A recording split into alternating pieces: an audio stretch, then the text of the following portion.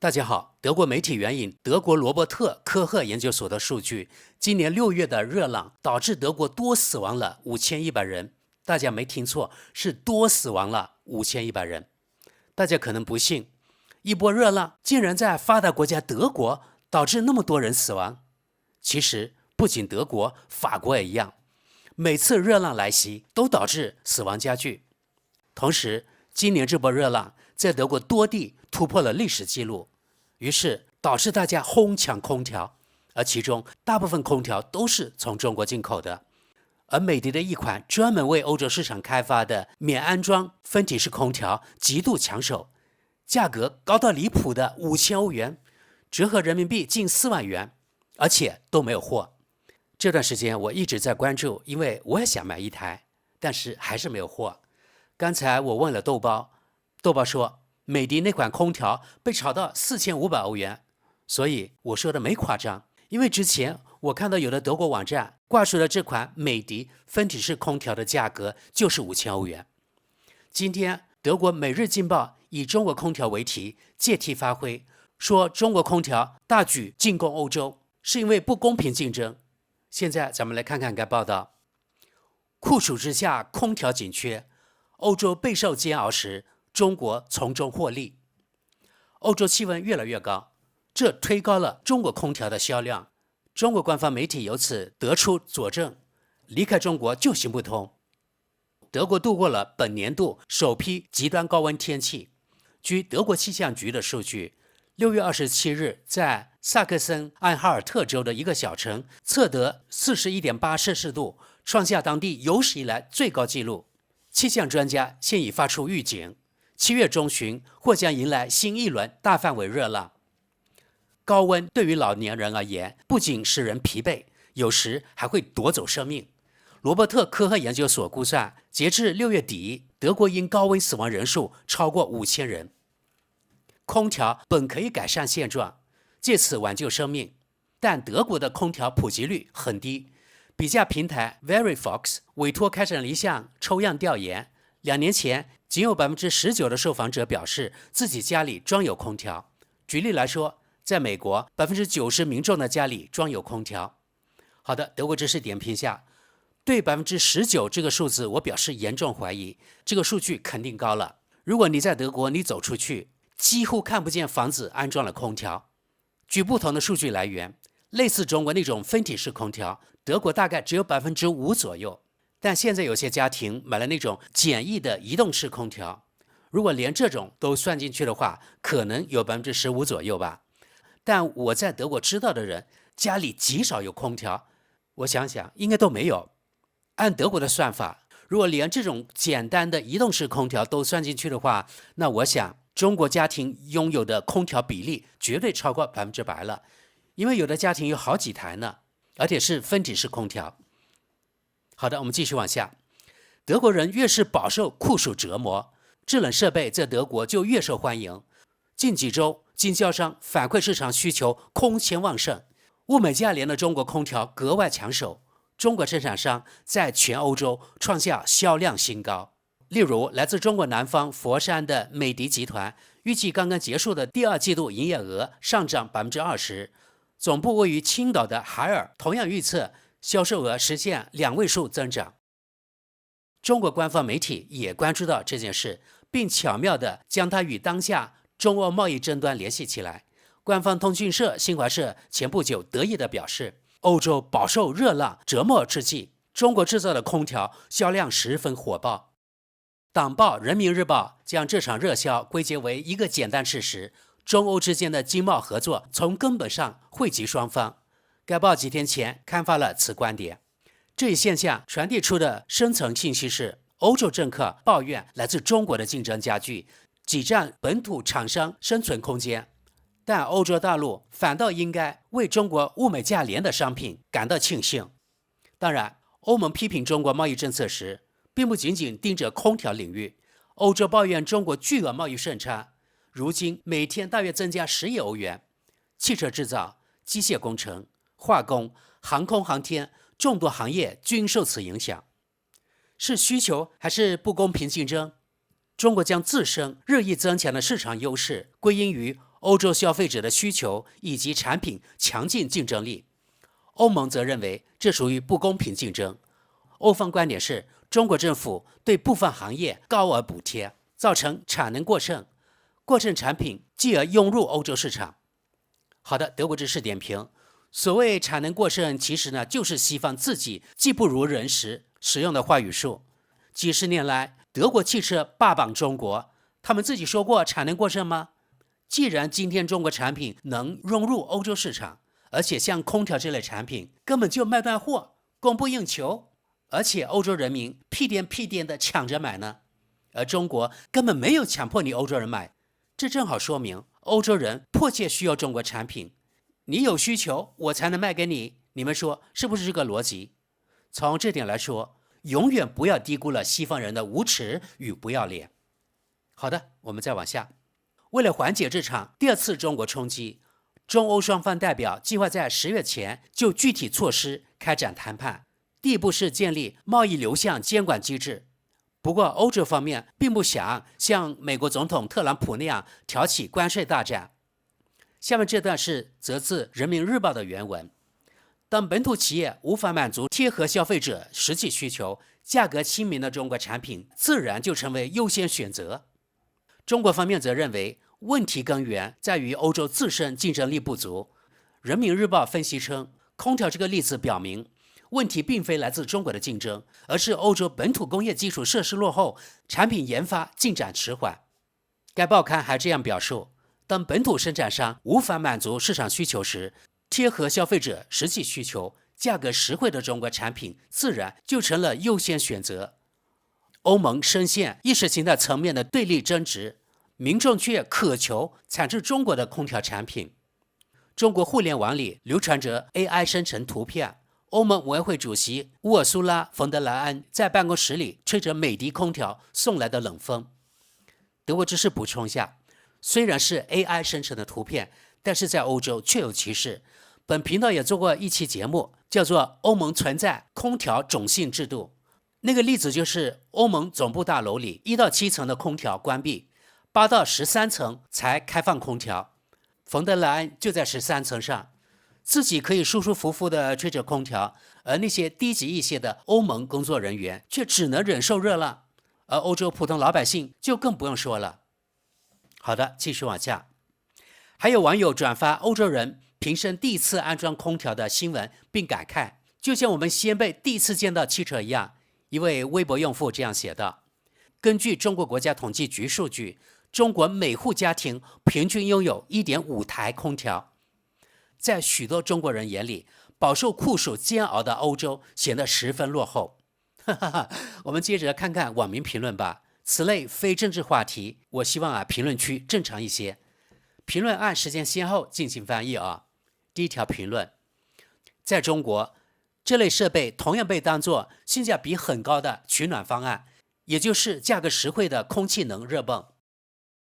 咱們看跟貼，不光中國如此，我在西班牙家裡裝的空調，現在幾乎所有新款空調都是這樣，都可以切換模式用來取暖。現如今，這基本已是標配。再往下，這多少讓人聯想到光伏廠商，德國本土政策完全錯失良機。下一則，但一台能用的正經空調總歸要好過那種虛假設備。網上到處充斥着騙人廣告，聲稱該產品無需室外掛機，實際上它充其量只是一台電風扇而已。看這條跟貼，可說到底是他們自己的問題，每個人都有權去了解熱泵的工作原理。這位網友也提到德國的虛假廣告，他說：您說的完全正確，這類產品到處都在售賣，但壓根起不到制冷效果。我的父母差點就買了一台，幸好他們事先跟我說了這件事。凡是在售設備，如果沒有電源插頭，也沒有以英熱單位 BTU 標注制冷功率，就根本沒辦法制冷。再往下，我不理解這篇文章。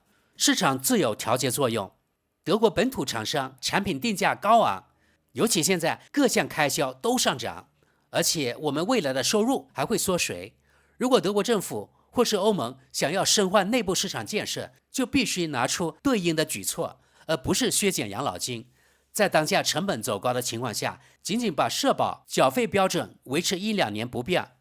另外可以指出，德國現行最低工資標準尚且低於歐盟的規定要求。下一則，如果這裡的每一個人都想過上好日子，就絕不能購買中國產品。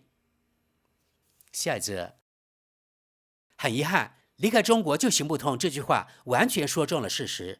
我自己就親身經歷過，宜家有一件商品無法供貨，就是因為中國那邊的螺絲沒能運過來。日常生活中各種各樣的零配件，甚至連電梯的備件，不都是來自中國嗎？德國過去那種便宜才是王道的消費心態，如今終於付出了代價。現如今，中國那邊稍有風吹草動，德國連最偏遠的地方都會受到影響。繼續往下，順帶一提，昨天的新聞談話節目中提出了一個頗有道理的疑問：冬天住房太冷時，租客有權減房租，可是夏天房間過熱，租客卻不行，這是為什麼？至少在柏林這類城市的市場中，房東完全不用承擔房屬相關責任。租客如果想要應對室內酷熱，所有事情都得自己安排，自行掏錢。就算是安裝固定式空調，還得看房東願不願意批准。畢竟空調會提升房產價值。我住在一棟70年代建成的混凝土樓房裡，作為租客，我希望出台不一樣的規定。下一則，柏林公共交通公司面對持續攀升的氣溫，還在大量採購不帶空調的地鐵列車，這件事實在離譜。大概20年之後，這些列車恐怕只會淪為蒸汽桑拿房。到了炎熱季節，它們就不再適合運送乘客。我們今年6月經歷的100年一遇的酷暑，20年後或許只會算作一陣溫和的夏日微風。看跟帖，您是否知道柏林公共交通公司的列車大多運行在地下，所以才叫地鐵，你知道吧？而且在隧道環境裡安裝空調其實意義不大。這位網民反駁剛才上面那位說的，那我建議您在室外氣溫40攝氏度，空氣還十分悶熱的時候，坐一趟2線地鐵。其實乘坐其他線路也行。盛夏期間，柏林所有地鐵車廂裡又熱又悶，你就能明顯體會到差別。您還會發現，和柏林公共交通公司一直辯解的觀點相反，配備空調的地鐵並不會讓隧道進一步升溫。正是因為氣候變化，紐倫堡的公共交通部門現在不再採購不帶空調的車輛，他們已經醒悟過來了。對我來說，我盡量避開柏林地鐵，而城鐵的新款列車乘坐體驗最為舒適。下一則，就算人們願意選購，現在甚至都找不到德國或者歐洲本土生產的空調，這都是選民自己投票選擇並做出的決定，這就是落地踐行的民主呀。如果家裡帶有陽台，我推薦美的免安裝分體式空調，前提是鄰居可以接受設備產生的噪音。租客大多只能選用一體式空調，至少應當改裝成雙管道款式，能效一直都是關鍵問題。看跟帖吧。互聯網除了用來傳播不實消息之外，也可以用來查資料，比如大金就是個例子。這位網民也跟帖，千萬別選一體式空調，壓縮機裝在室內，在起居室勉強還能忍受，但這種噪音根本讓人沒法睡覺。新式變頻分體式空調的室外機噪音和小型熱泵差不多，它發出的聲響均勻平穩，比馬路噪音更低，幾乎只相當於環境背景噪音。美的空調非常靠譜，它是全球行業龍頭，很多貼德國品牌標的設備裡，核心部件都出自美的。美的旗下還有若干中國子品牌，例如康菲，產品可靠性高、環保，售價遠遠低於那些貼着德國品牌名稱的機器。繼續往下，尤其讓人難以理解，為什麼擁有獨棟房屋的老年人都不給至少一間房間裝上空調？他們既不用受房東制約，也不會和連排住宅的鄰居產生矛盾。咱們看看這個人怎麼回應的。他說，究其原因，是民眾接受了錯誤信息，而且在綠黨左翼群體眼裡，空調是個遭人唾棄的東西。他們成功灌輸了一種觀念：一旦安裝這種環境破壞設備，人就會心生愧疚，還十分在意鄰居的看法。畢竟鄰居看到室外機，就會認為這是一件損害環境的錯事。其實，全世界數以億計的空調都在投入使用，單台空調根本算不上環境問題，這點需要跟他們講明白。我家附近就住着一位學歷很高的教授，他曾經上我家敲門，問我們是否清楚空調帶來的環境負擔。經過深入交談之後，真相大白，他壓根不懂空調的工作原理。在他看來，只要是人類享受的舒適便利，就必然會傷害大自然，這完全就是意識形態偏見。最後，他還問什麼人可以安裝空調，我給他推薦了一家暖通空調安裝公司，一套設備連安裝總共2200歐元。這個實惠的價格讓他大吃一驚。德國知識點評：天哪，2200歐元一台的空調，這個人還覺得特別便宜。如果他知道中國一台空調不到200歐元，也就是不到1/11，折合人民幣不到1600塊錢，不知道這位德國人作何感想啊？好的，下一則。哎，真是拿歐洲人沒辦法呀。明鏡週刊寫道，歐洲因為熱浪額外新增了1萬人死亡，其中德國就佔了5000例。與此同時，南歐無論是公共建築還是私人住宅，空調普及率很高，這足以證明空調可以有效降低高溫帶來的傷害。可德國這邊在做什麼？大家沒完沒了爭論空調把熱空氣排到室外，進而加劇升溫，還糾結耗電量。可電力遲早全部切換成可再生能源。德國更傾向打造耐熱城市，大量綠化、水域、通風廊道。可是建設通風廊道思路本身沒錯，但這類項目需要數十年時間。在漫長的建設週期之內，難道醫院和養老院還要因為酷暑、缺少空調而一次次疏散人員嗎？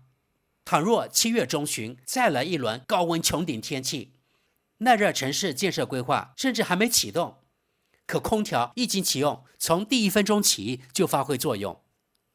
看跟貼，我完全贊同你的所有觀點。我們的鄰國法國今年已經迎來第3波熱浪，眼下法國正迅速推進醫院、養老院以及公共交通設施的空調安裝工作，希望德國不久之後也跟進效仿。下一則，這條評論比較長，他說：再說說貿易層面，歐洲人的行事方式依舊讓人無可奈何，中國商品價格低廉不少。這些年來，中國產品品質已經不輸歐盟本土產品。朋友們，在這裡我提醒一下啊，這是德國人自己說的啊。他說，中國產品的品質現在已經跟歐盟產品的品質一樣了。好，我們繼續往下。歐盟一邊抱怨對華貿易逆差，一邊不斷出台新規，束縛本土廠商和經銷商，大多打着環保的旗號，比如 Lucy 的法規、ERP 指令等等。所有經營者每年都要詳細報備自己投放市場的各類包裝材料重量，並且為此花錢整理材料、申報信息、繳納相關費用。我們爭論換命首日即可開具病假條、工時彈性化以及最低工資標準，社保繳費不斷上漲，既抬高用工成本，還會削減到手淨收入，商品與服務的價格卻持續走高。全球化背景之下，消費者選擇性價比更高的產品也就不足為奇了。歐洲本土製造業喪失競爭力，還有什麼可詫異的？2000年代光伏產業就是典型案例，德國投入數十億歐元稅款扶持光伏行業，如今德國本土幾乎不再生產光伏組件。在此奉勸歐盟及其各國政客，還有全體勞動者正視現實。大家既想要優厚的福利和工作環境，享受安逸的生活，但這些都是要付出代價的。倘若歐盟不願徵收關稅，那馮德萊恩儘管靠動聽的說辭和懇切呼籲試試看，中國領導層絕不會為此妥協，這是板上釘釘的事。咱們繼續往下。中國看清了時代發展大勢，德國呢？再往下，拒絕使用空調，就好比冬天不開暖氣，事後又哀嘆有人凍死。更何況進入人工智能時代，出於氣候考量節約能源，這件事本身就談不上成立。元宇宙為運行人工智能，單獨配備一座核電站，谷歌整體耗電量甚至超過希臘這樣一個國家。下一則，在德國，空調至今仍被視作有害之物。德國曾經是技術先驅國家，如今卻抵觸新技術，實在令人費解。這顯然說明學校的教育出了問題。繼續往下。好吧，那空調究竟要如何遏制人為制造的氣候變化呢？這該不會是空調的廣告吧？暫且不談隨之而來的隱患，比如滋生細菌、制冷劑環保性很差這些問題。真正有效合理的做法應該是做好房屋保溫，在窗戶外面裝上遮陽百葉窗，中午盡量午休，並且喝足夠多的水。德國知識點評，朋友們啊，這是典型的德國聖母婊思維。且不說要實現他講的這套，要花費一個人多少年不吃不喝的工資，所以這根本就不可行。再往下，文中說，按中國國家統計局的數據，中國平均每戶家庭擁有 1.5 部空調。於是這位網民說，我沒法判斷這個數據是否屬實，到底哪些設備會被算作空調，但我認為這個說法具有誤導性。在中國，分體式空調非常普及，一套住房裡有時會安裝好幾台。文章配圖裡就能看到這種情況，因此空調總數自然就很高。必要的時候，這些設備還可以用來供暖。這裡就體現出巨大差異。中國人口稠密的大部分地區屬於亞熱帶氣候區，人們更多是用空調來制冷而非取暖。在氣候變化之前的德國，人們並沒有這樣的降溫需求。咱們再往下，在中國，工人們實行12小時輪班，每周工作60個小時，靠基建工資組裝空調，薪水微薄，勉強糊口。歐洲民眾不願意，也沒辦法在這樣的條件下去比拼競爭。